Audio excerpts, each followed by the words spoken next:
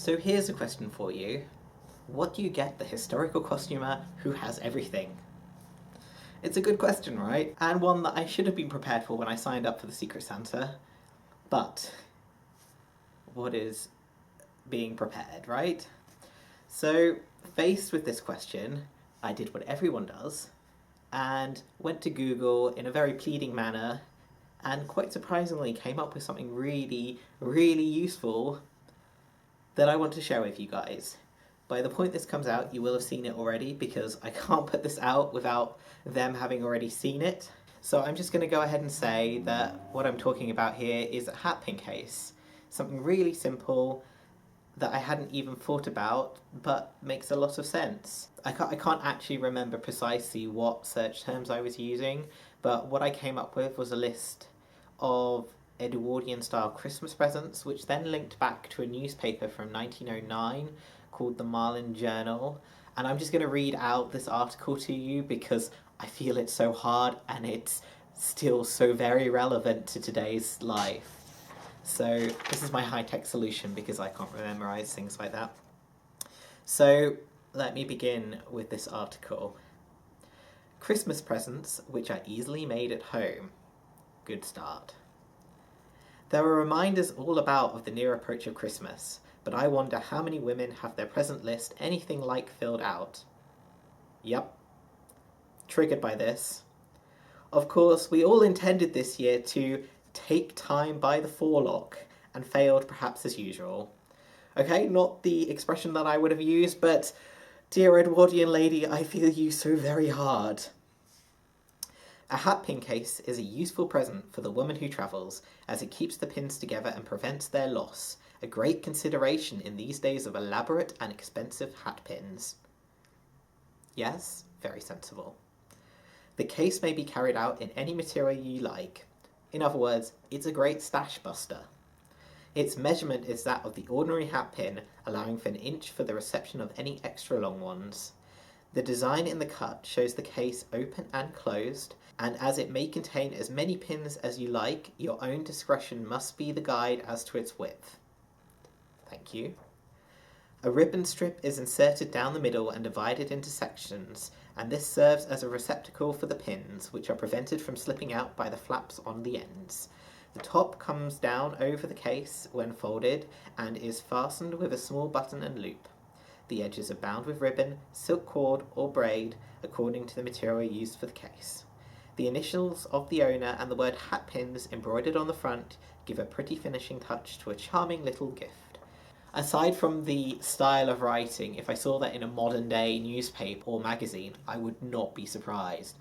Okay, maybe not about hatpins, but it just goes to show you that the people back then were not really any different to us. So yeah, I found that article, I went, that's a really, really good idea, bearing in mind what I wanted to get anyway to begin with. So here we go. Let's make a hatpin case according to the instructions given to us by the dear writer from the Marlin Journal in 1909.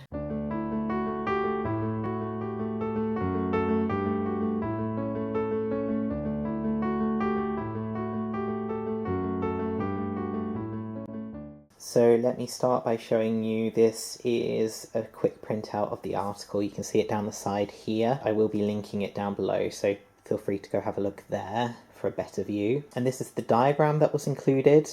Again, the article was linked down below, so if you can't read the writing, please go have a look there. Obviously, only the writing on the bottom image needs to be transported over to the actual finished item. So our dear friend the editor has recommended that we use any material that we want for this project.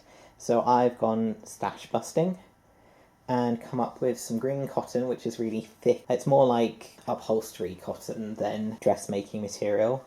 I also have a limitation on the width, and that is I've got these two little pieces of lace that I would like to use as my end pieces. I'm still going to do a flap, but I want to attach them to the flap just to give it a little bit extra, and because I love the look of white on green. Hopefully my Secret Santa does too. Sorry if you don't, but white lace, green cotton underneath. It's going to look great in my opinion, and hopefully people share that opinion. But it gives me a nice width as well, so that's what I'm going for. And here's a close-up on one of those little lace pieces to show you. It's got these two little roses and some nice cut-out bits. It's not from the period. I don't know when it is exactly because it's from my stash. But I know it's not modern. It's going to be from the 80s, 70s maybe. So that's what I'm using on the inside. Although the article doesn't give us any actual direct measurements, it gives us all the information we need to find the measurements. The first one of those is, its measurement is that of the ordinary hatpin, allowing an inch for the reception of any extra long ones.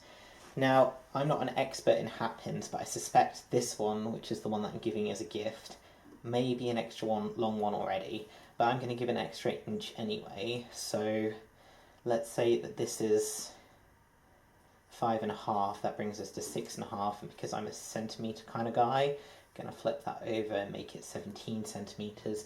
I also need to remember to allow for seam allowance on that. So 17 inches plus my seam allowance is going to bring me up to 20 centimetres, which is a nice round number, and that I like.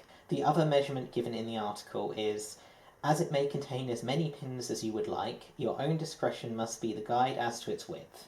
Now, that's not true for me. I have a width that I want to use, and that is this.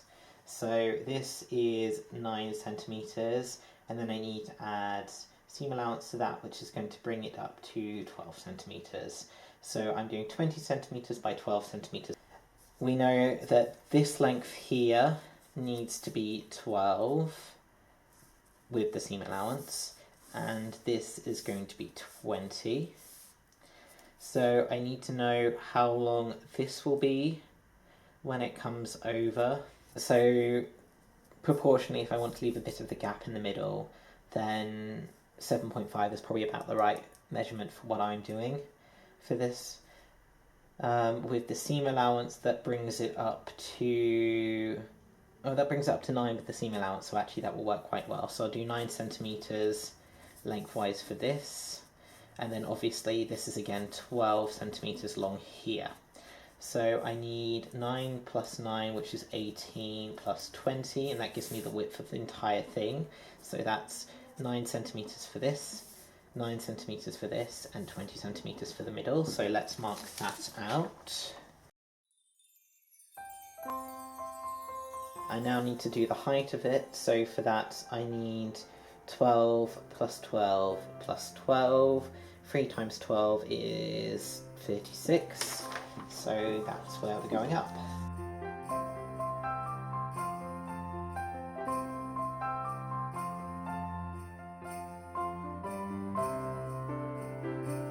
And then with that drawn out, I just copy it over again, so I've got a replica for the lining. Okay, so that's my two basics. I now need to mark out where I'm going to be cutting out the little bits. So I need to mark one line here, which is 9 centimetres.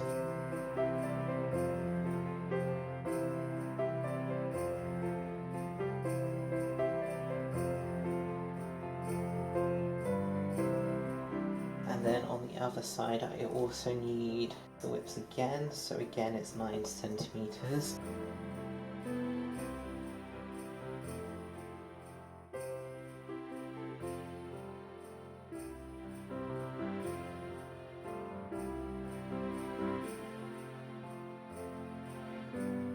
And you can see then the start of what we're working on. We're going to get rid of this, these two, and this. And then where did my maths go awry? I know you're probably all laughing at me because I did my maths wrong, but never mind. Let's start this again.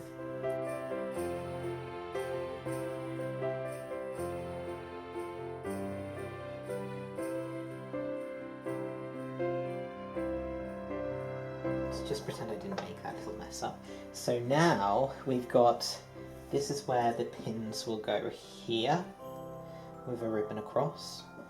These are going to go on the end here, and you can see the seam allowance on either side. These two are going to fold in, and these two are going to fold in. and that gives us our little hat pin case. So on the inside I'm just going to pad it out with a little bit of wool that I've got left over from another costume. So it just needs to be 20 centimetres by 36 centimetres, and I'm just going to sandwich that between the two layers as I'm sewing them. Now if you wanted, you could also put interfacing on the inside of this. The reason I'm just padding it is just, honestly, if there's any glass hat pins in there, it just gives it a little bit extra protection if something bashes against it, so that's why I'm going for this option. So with all of that done, we can get to the snippy stage.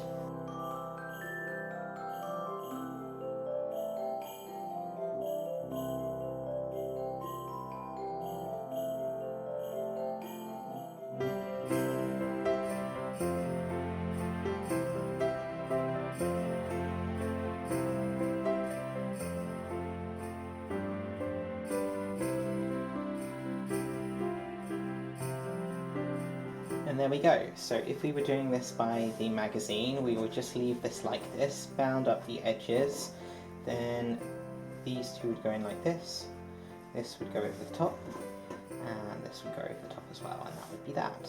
But we are going to line it, so we're going to bag these two out with this in the middle, so that they all go together to make something a little heavier and a little bit more robust and protective. So then these are going to come in like this, this is going to come up like this, and that's going to go over there, and it's just nice and thick. It actually looks like a little bit of a handbag. There we go. Now that I've cut my pieces out before I've embroidered them, I'm just having to zigzag the edges to stop them from fraying into oblivion. It's not that big of a deal because I would have had to do it anyway at the end, so I'm just saving time at the end by doing it now.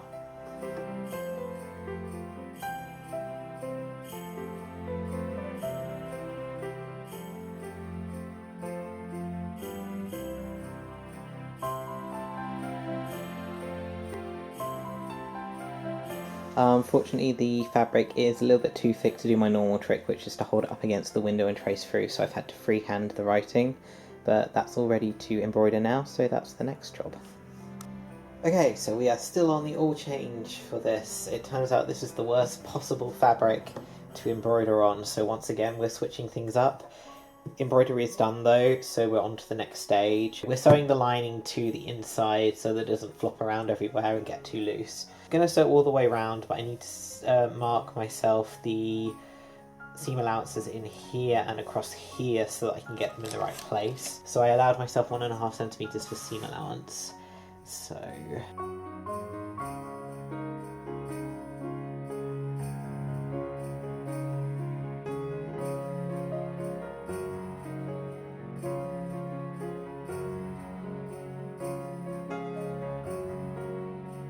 I'm going to sew here and here with top stitching, and here with top stitching, and then around all the other seams with a larger thread just to hold this in place.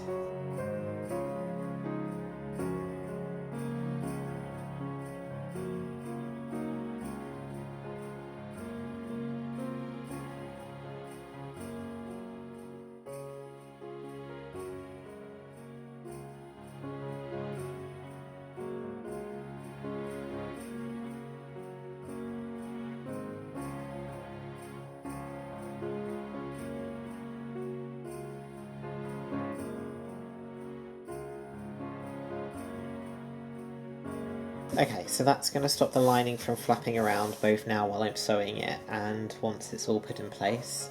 The next job is to get these two together, pin them down and then sew them. So leaving one side open so that I can flip it around from there. I'm probably going to leave one of these open. And then yeah, it's basically done.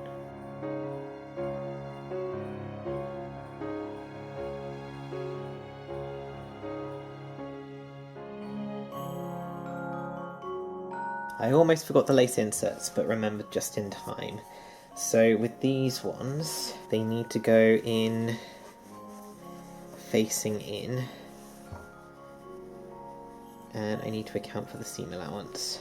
So like that, And I'm just going to pin them in place.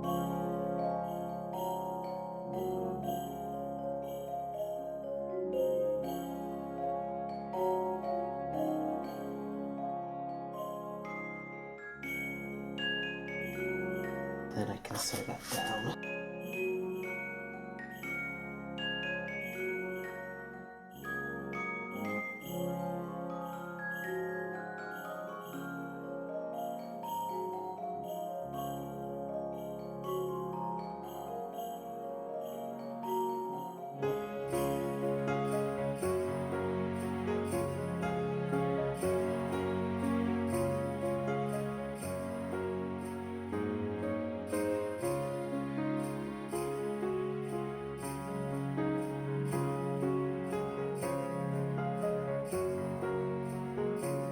Okay, so now that that's sewn, I need to clip the corners and trim the seam allowance, which I need scissors. So the sticky out corners, I'm just going to chop off, preferably a little bit closer than that. And the sticky in corners, so this is the technical terms as you can tell, I'm just going to trim as close as I can get to the corner.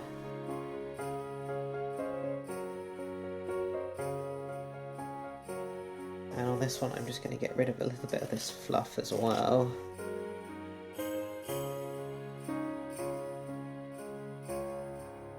And again on this side I'm going to just trim that edge off. I'm just flipping it around. I might just trim this down as well, just to get rid of a bit of the bulk.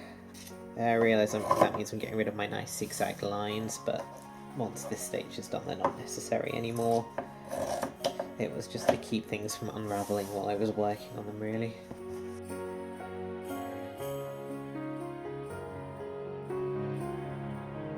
That one needs to be left because that's the one I'm going to sew in at the end.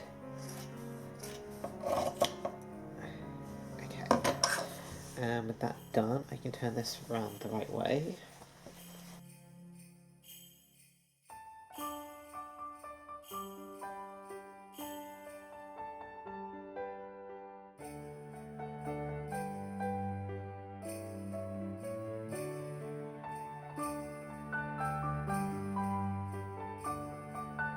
Okay, so with this mostly turned out, I can now get my pokey tool and finish it off.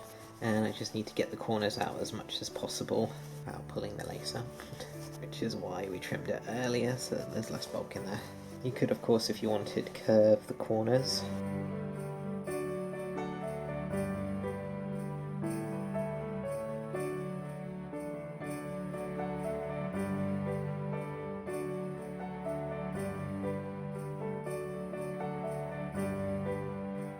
That's it, or at least the base of it done. So, what's the next job? The next job is to press the seams, obviously. Once that's done, I can get a bit of lace across here to hold the pins in place and tack these down in place. Then it's just going to be popping a button on and it will be good to go. So to attach it, I'm just going to whip stitch it down on the edge in a couple of places, making sure I need to catch the lining layer of fabric and not to go through to the front.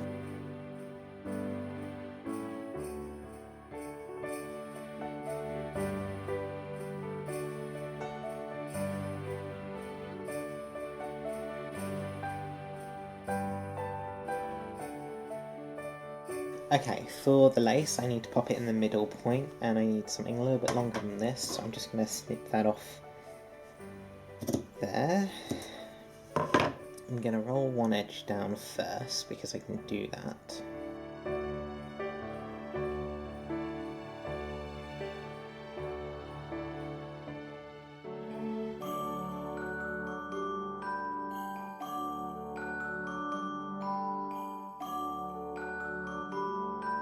Okay, with that done, I need to pop that in the middle, so let's do this the easy way.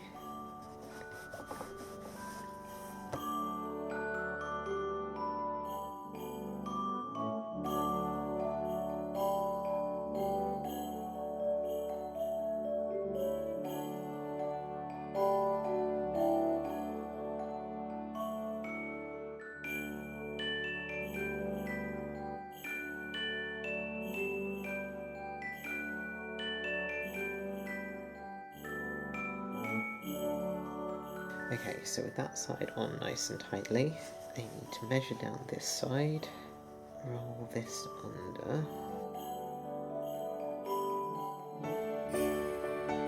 So now I just need to sew that down, and then if you were using ribbon, what you do is sew lines along it, but because I've used lace, it's got the holes in that can be used to support the hat pins. So I think what I'm going to do is just actually tack it all the way down. So you have to get your hat pins between there.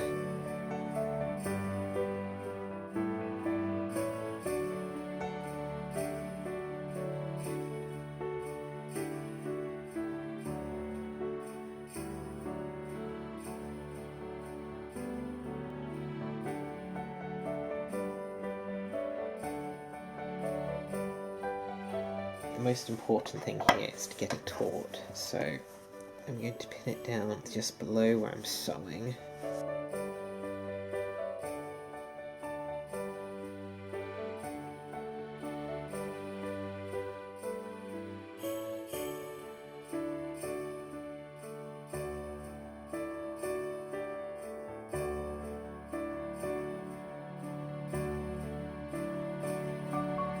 Alright, so lace is sewn down on all sides. We've got these two that are just caught to stop them from flapping around. This one's just sewn down completely so that any pins go between the lines there. That's not the right thing to show you with, but anyway. So they go through like that. The next job is obviously to get a button on there so that it can close. I've selected a button. It's a nice thick one because obviously this is massive. I've already measured that out, so I just need to get that done.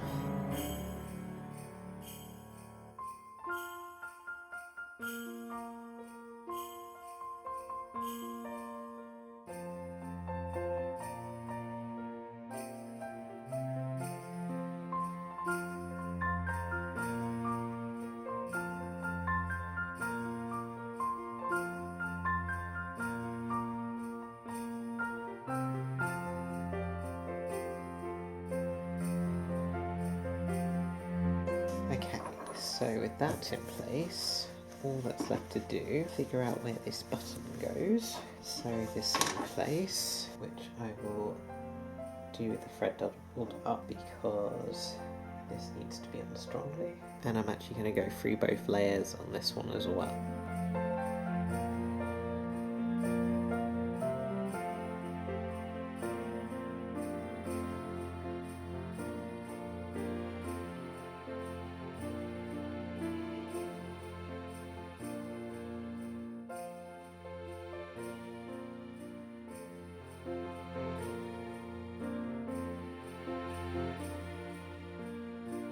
So now that that's able to close up nicely, I'm just going to tie that thread off and then close the one raw edge and give it a last press, and then it's all done.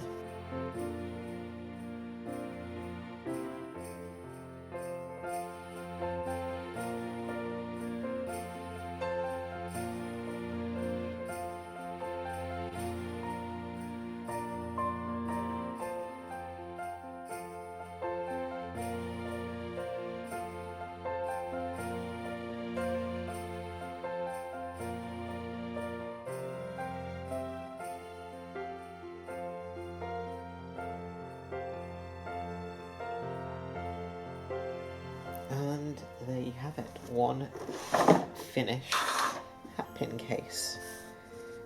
So I'll just give that one last press and get rid of all the stuff on it, and then it's ready to go out. So this turned out to be a super easy little project. Would probably take about 2 hours top to bottom without filming. Definitely worthwhile doing. Good use for scraps as well. You get through your cabbage pile a bit.